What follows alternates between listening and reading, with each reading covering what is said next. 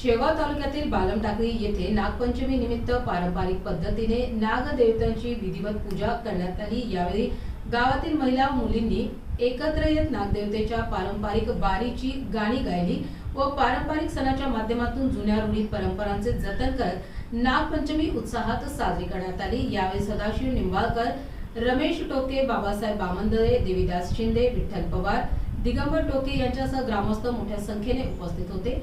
UCN TV प्रतिनिधी पांडुरंग निंबाळकर, शेगाव।